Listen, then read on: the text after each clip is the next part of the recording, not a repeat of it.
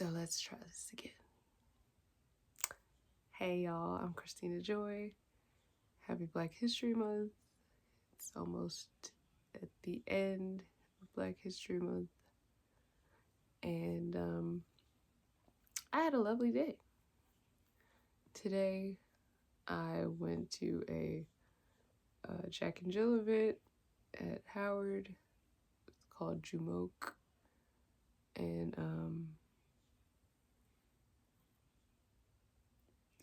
it was cute. It was a cute little Black History event.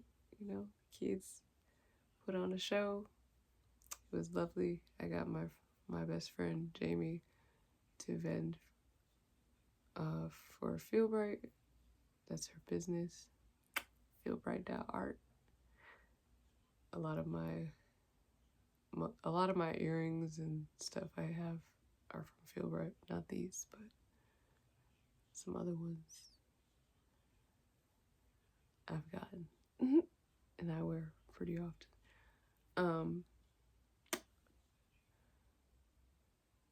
So yeah, we were at the event. She got to vend and make money for her business. And then I went to a Sankofa event. It was a reception for Baba Haki Madhubuti, the founder of the World Press Foundation, the oldest Black-owned book publishing company in the world, according to him. I believe it's true though. And today he turned 83. So it was nice because they were having a book event at Howard. But they did a reception before the book event. So that was fun. And I got to, I'm just like it's so interesting being in multiple industries now. Because, I'm a therapist, but like, I've been in the book industry for close to a decade. So me actively not working in a bookstore right now feels weird. Because I'm so connected to book people at all times. Authors, publishers. It's a whole world. It's a whole world. Bookstores, like, it's my life. So, like, I ran into Mark Lamont Hill today, and I was just like, yeah, like, you helped me do you helped get my author an interview. He gave my author an interview because I was doing promotion for this author, Yao Glover and V. Afua Prince. They're the authors of Crazy as Hell. And so I basically got them like book events for their book. And one of which was an interview with Mark Lamont Hill on his YouTube channel. So that was lit. So then when I ran into him today, I was like, yeah, thanks for helping me out, It's like, hey. But I met him before back at his store like years ago. Back when I was still at Mahogany Books. Because I've worked at 3 bookstores: Kramer Books, Mahogany Books, and Sankofa Video Books and Cafe. And I think my favorite role has been at Sankofa because I've had the most responsibility at Sankofa. But I did learn a lot from working in Mahogany Books. And then what I learned from Kramer's was how everyone buys books. Like, I know how the general population buys books based off working at Kramer's for so long. But I know how like Black people buy books from working at Mahogany and Sankofa. And it's very different from like a general population bookstore versus like the clientele at a Black bookstore, and why people are buying certain books. Like, it's completely different. Because Black people buy books for knowledge, obviously, but like to find the truth about something, or because somebody, a scholar they trust, recommended this book so that you could uncover the truth on this topic that you probably were told a lie about at some point in your life. Like, that's a lot of the reason why people buy books at Black bookstores. Um, because because it is niche, right? So like, if you are coming to a Black bookstore, you kind of expect to find many Black authors. You expect to find topics that you're probably not going to find at a regular bookstore because it is a niche to the African diasporic community. And Sankofa and Mahogany are the only two bookstores like that in the area. There are other Black owned bookstores, but those two bookstores are the only ones that are niche in that they sell books by, for, and about people of African descent. And so that's why it's a very specific clientele versus, working at Kramer's. Kramer's is in the heart of DuPont Circle. So you're going to find every single type of person that comes through DC in DuPont Circle. And Embassy Row is like right off the circle. So like all the international embassies are right there. Like, so people come in speaking French, speaking whatever, like plenty of languages were shared at Kramer's. And people are coming in expecting that you have what's on the New York Times book review right there in the front of the store, because your people who shop at like Kramer's, and specifically white people, I've noticed personally, they come in for reviews from NPR, from New York Times best, book review, or like some interview, some podcast interview where they heard about this book and they have to get it. That's why they buy books. So those things work because I was sold plenty of books and somebody comes in and they ask me, "Did you hear about that one? Do you have that one book? I just heard about it on NPR. I think it's by Trevor Noah." Like, porn of crime if you don't know.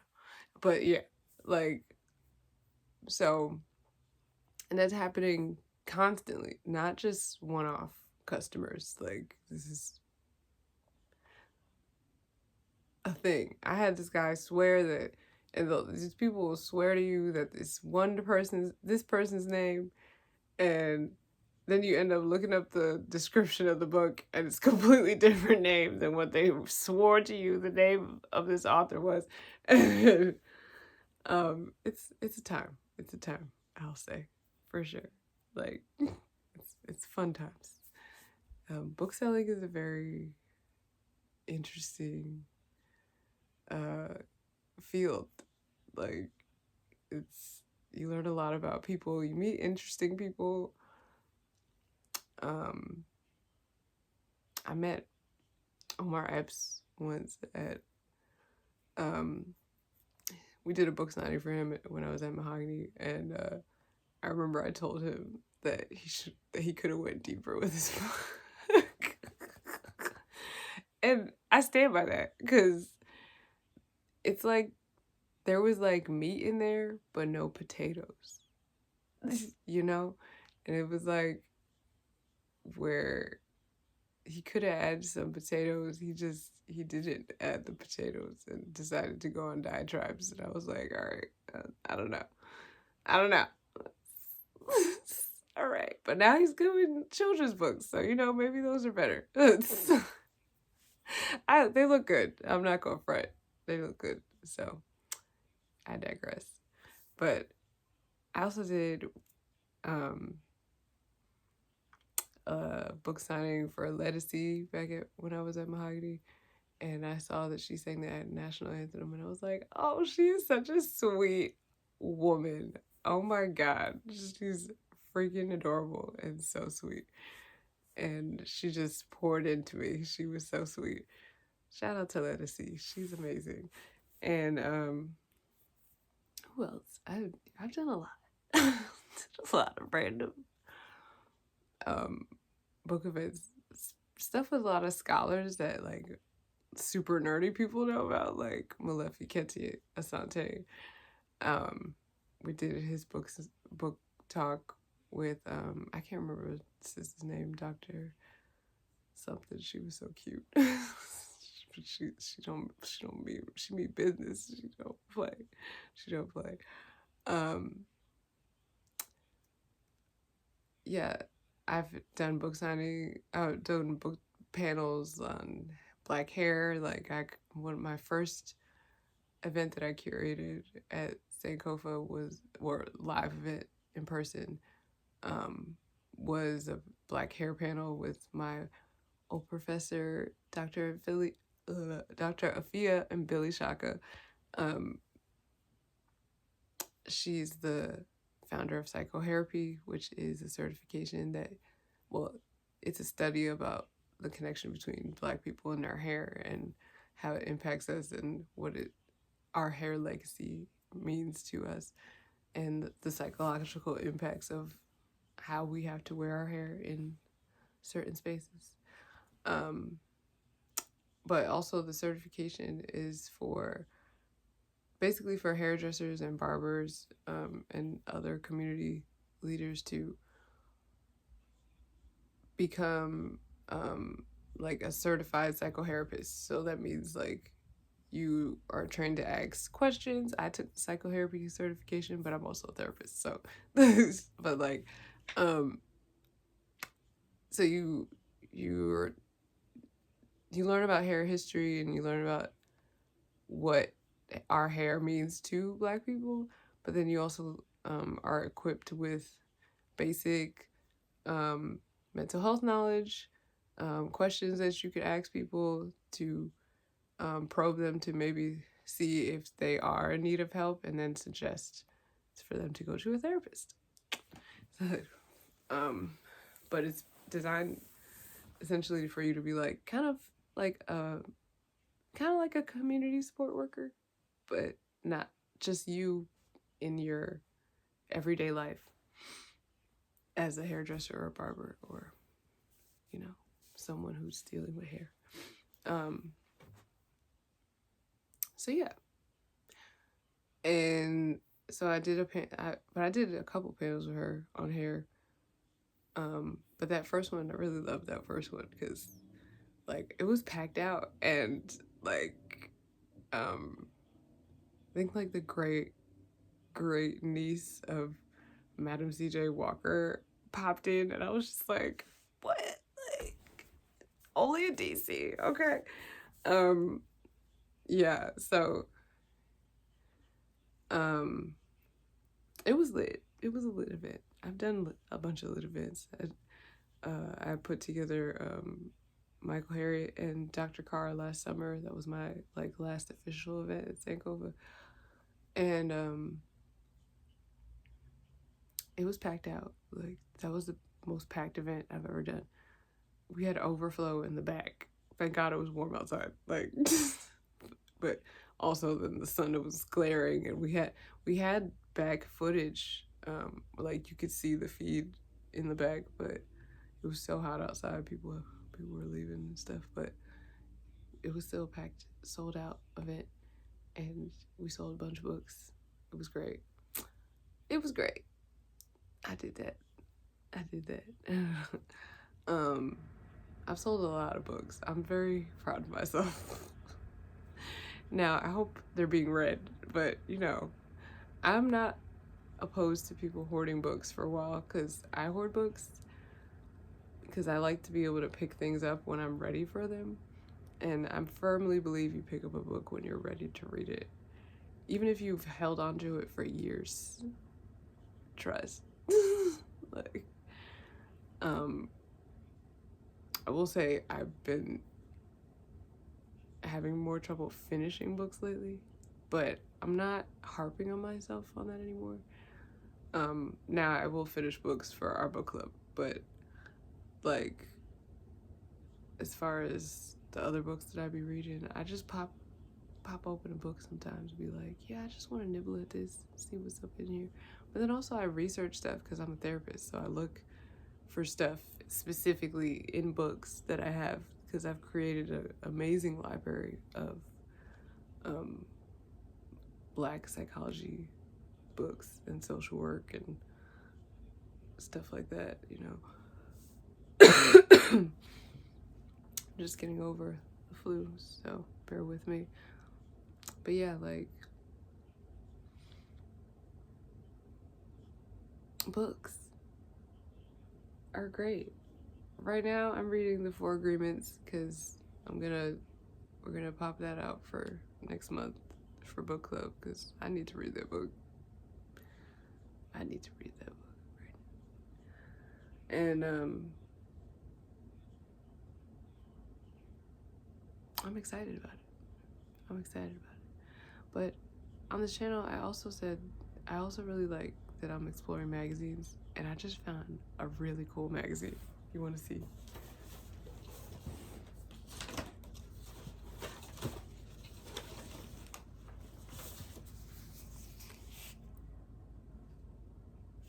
Yeah. You have no idea.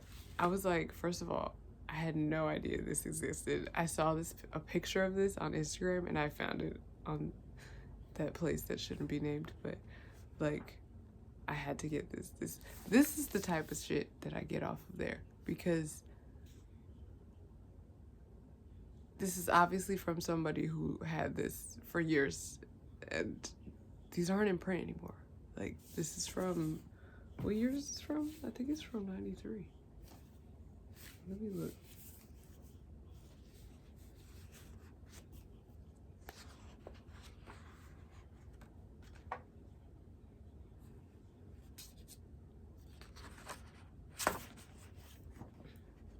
Or maybe later than that.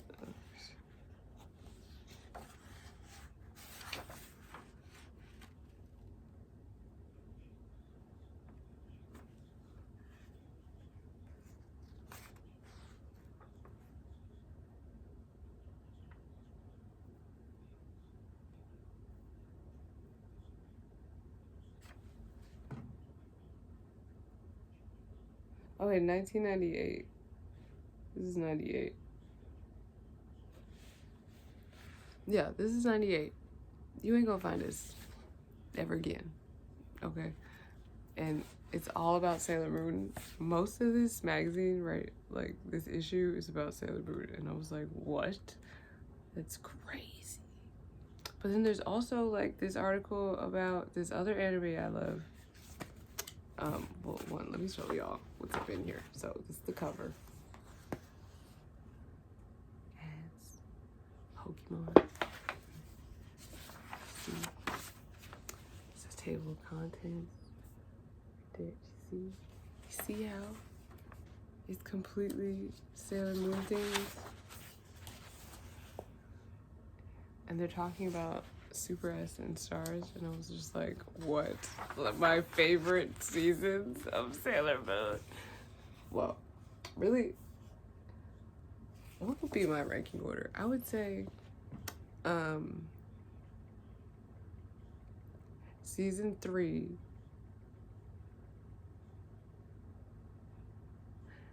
I feel like season 3, 4, 5 really just they pack a punch. Season 1 and 2 are great, but season 3, 4, 5,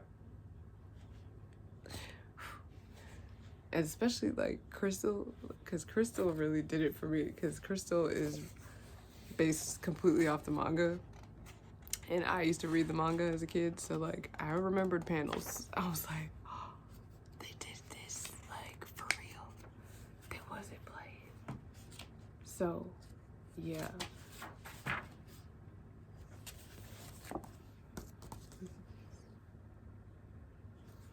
This is amazing. So this one, yeah, talking about Super S and Stars. Like, I had this when I was a kid. I had these. I was so tight when I'm not even gonna start with that. Don't even. I lost all those manga. Oh my god. So I had to restart my collection. My friend, one of my old roommates, or my old roommates actually, both of them, shout out to Alex and Stefan, they got me manga in the new edition of it, but it's the same manga, obviously, but it's a different cover, and so obviously I'm like, but it is bigger, I will say. They're bigger, which is cool. They even got like toys and stuff in here. Like, so yeah, they're also talking about this other anime I watched, The Vision of Escaflowne, and when I read it, I was like, no wonder I like this. This is still Sailor Moon, but it's like about tarot, The Vision of Escaflowne, and but it was also like, if y'all watched like Gundam or like Tenchi Muyo, like it's like space fighting type robots and stuff like that. So like there's that element to it, but I didn't realize it was also about tarot, because back then I didn't know anything about tarot when I watched it, but now I'm like into tarot and I'm like, oh, I need to rewatch this. See if I can find it somewhere, because it's an old anime. I only really like old animes. I watch like 80s, 90s anime. Like, I do like 2000s anime too. Like the stuff that I was watching in high school that was like just coming out in like while I was in high school, or maybe like right before. Like Fruits Basket, Nana, School Rumble. That show was so funny. Pre-tier, I was watching that, pretty heavy. Oh, they got a whole like manga in here. I don't know what manga this is, but they have like they got a whole manga in here.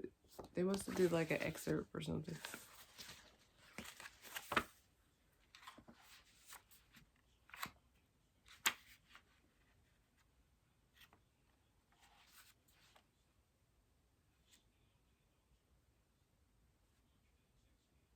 They even talk about filmography. I guess they made a choice to like not be fully color. Maybe clearly it's obviously cheaper to not be fully colored. So this is The Vision of Escaflowne.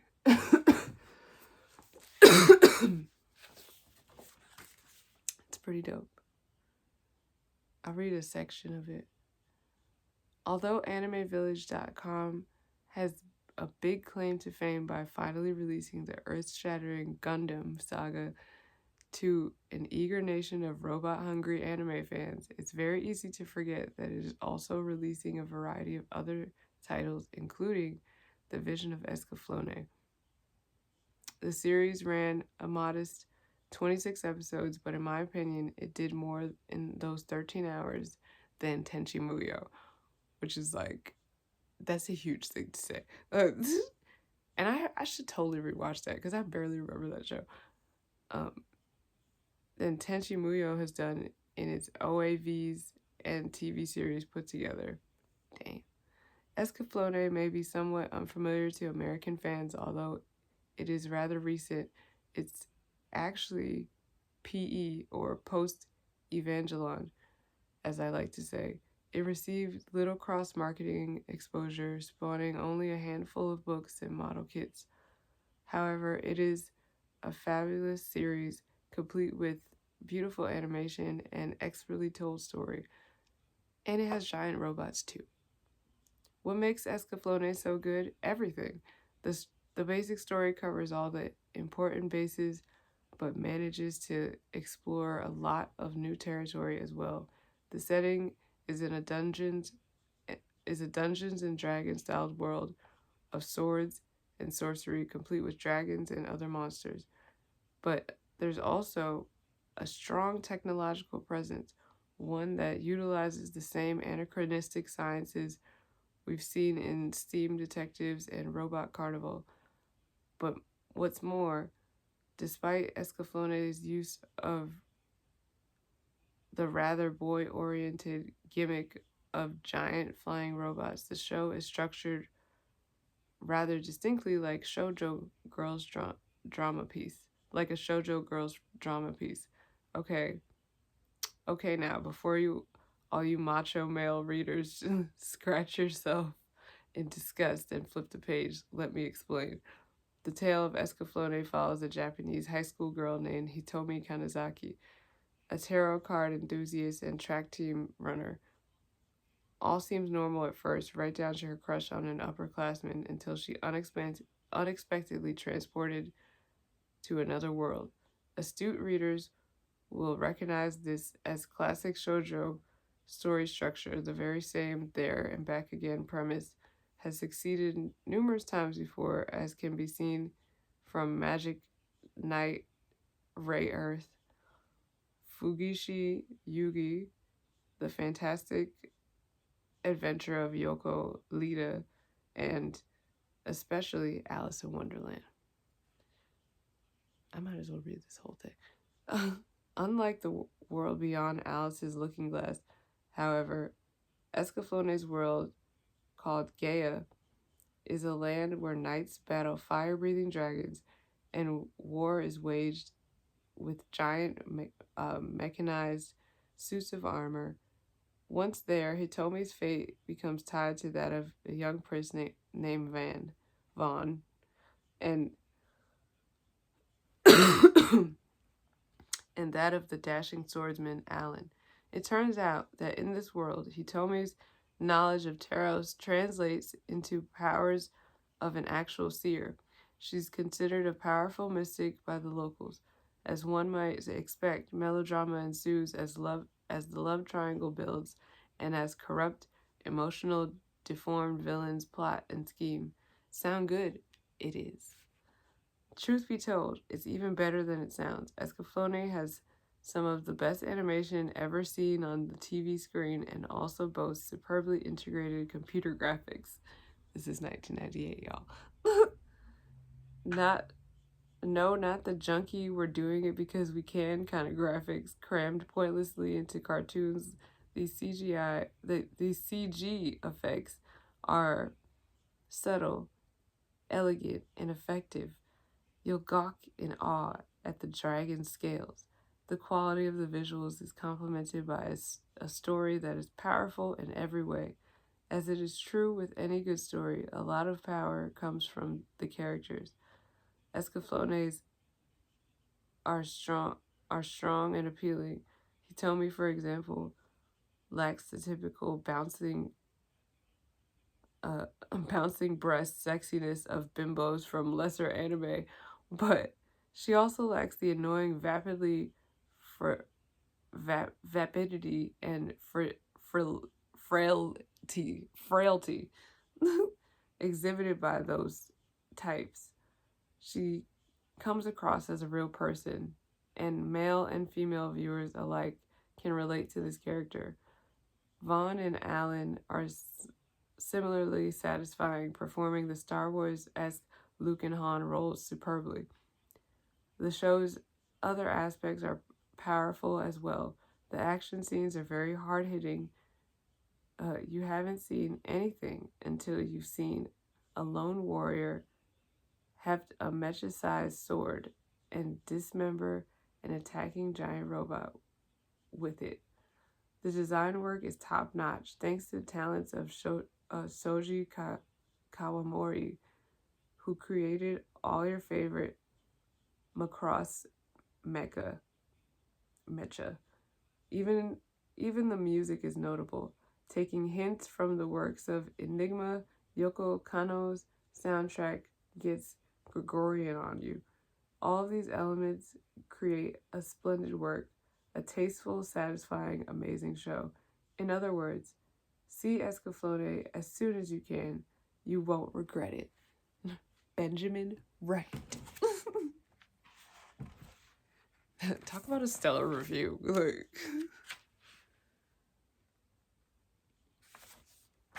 yeah, this is a really great magazine. Like, they're not playing. They even review games.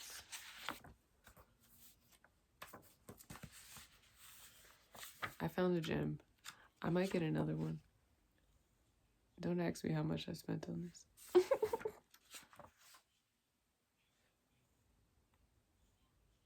You know. Of course, they got good old Dragon Ball Z.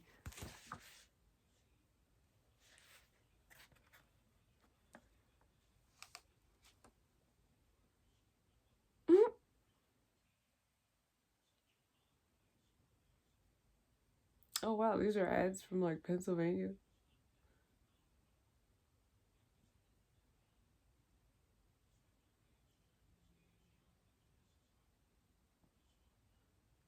It's like different ads for different like websites. I love a section where you got fan art. That is so cute. What magazine did I used to have that used to have fan art? I feel like a highlights or something.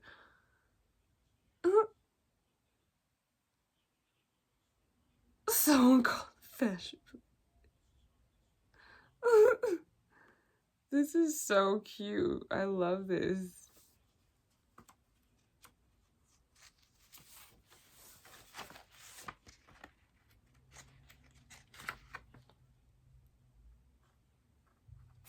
Yeah, they have a whole nother page of fan art. I think that's a cool idea for any magazine to have, like,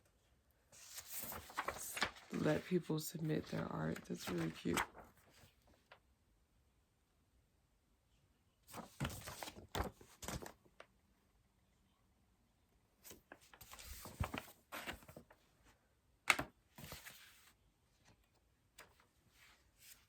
Yeah.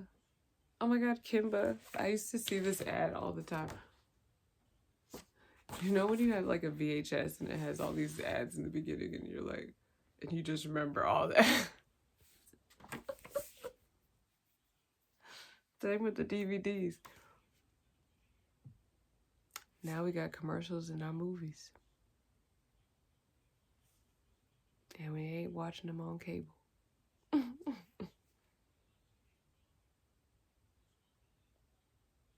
And America. Anime and manga monthly. This joint used to come out monthly. They kept it in great condition. 98. Thank you. Look. And I can't wait to finish reading the Sailor Moon stuff because there's so much. Yay! So excited. Well, y'all, I think I'm done for tonight. Thank you for joining me for Mama Ankh Music and Podcast. It's been lovely. Toodles.